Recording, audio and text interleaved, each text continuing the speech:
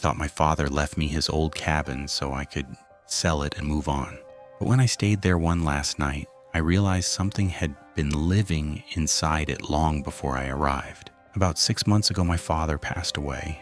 I'm not looking for sympathy. We didn't have the kind of relationship where his death left me broken. He wasn't an evil man. He just never really knew how to be a father to me. So when I found out he had left me his old cabin in his will, I was surprised. The cabin was deep in the woods, far away from town. I hadn't been there since I was a kid. My father used to go there alone whenever he wanted to get away from everyone. After he died, I decided I would sell it.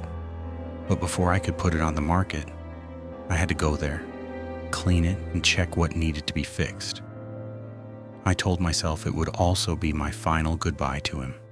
When I arrived, the first thing that hit me was the smell. It was awful. The second I opened the front door, the air inside felt heavy and rotten. It smelled like something had died in there. I knew my father hadn't died in the cabin. In fact, he hadn't been there for almost a year before he passed away. I looked around for dead animals, but I didn't find anything. The cabin looked exactly how I remembered it. The same old couch, the same wooden shelves, the same dusty furniture. It felt like time had stopped in that place. I spent the next few hours cleaning downstairs. I wiped the tables, swept the floors, threw away old food, and opened the windows to let some air in. While I was cleaning, I kept hearing noises above me. At first, I thought it was just the old wood shifting. Then I heard it again, a soft rustling sound. Something moving above the ceiling. That was when I remembered the attic. It wasn't a normal attic. It was more like a crawl space above the cabin. In the back hallway, there was a pull-down ladder hidden in the ceiling. I grabbed the cord and pulled it down. The ladder unfolded with a loud creak. As soon as I climbed up, the smell became even worse. I covered my mouth and looked around. There were boxes everywhere, but that wasn't the strange part. The attic was full of trash. Food wrappers, empty cans, old bottles, dirty blankets. Garbage scattered all over the floor. I stood there confused. My father was messy, but this was different. This looked like someone had been spending time up there. I told myself, maybe animals had dragged things around. Maybe raccoons had gotten in somehow. I didn't want to deal with it that night, so I grabbed a few bags of trash, climbed back down, and decided I would finish cleaning the attic in the morning. Later that night, I put clean sheets on my father's old bed and tried to sleep. But around 2 a.m., I woke up to the same sound, rustling. This time, it was louder. It was coming from directly above me. I lay there in the dark, listening. Then I heard another sound, a slow scrape, like something being dragged across the attic floor. I got out of bed and walked to the hallway.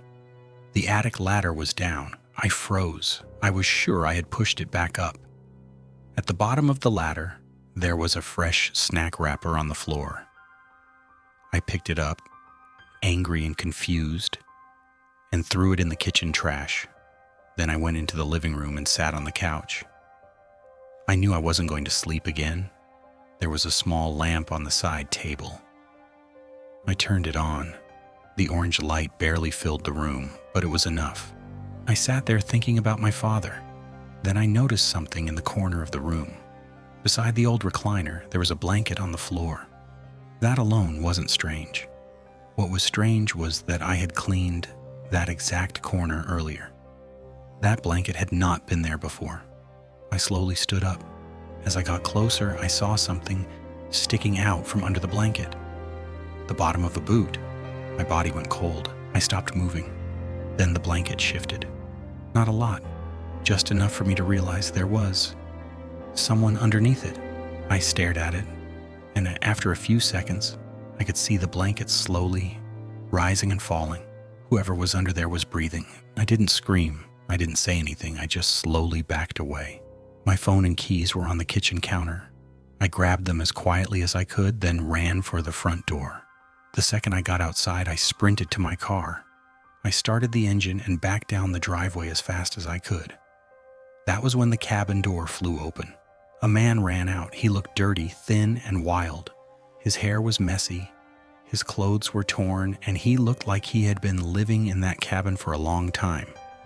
He didn't chase me, he just stood in front of the cabin watching my car leave.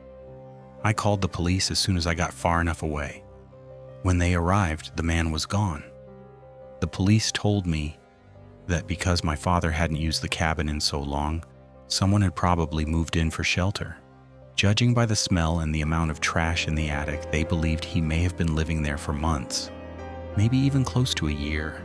I never found out who he was. I never found out how long he had been there, and I never went back inside that cabin. I hired people to clean it out, but I didn't tell them what happened.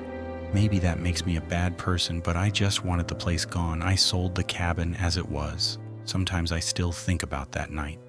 Not because the man attacked me, he didn't. That's what makes it worse. He had every chance to hurt me. He was above me while I cleaned. He was inside the cabin while I slept. And at one point, he was hiding just a few feet away from me under a blanket, breathing quietly in the dark. I went there thinking I was saying goodbye to my father.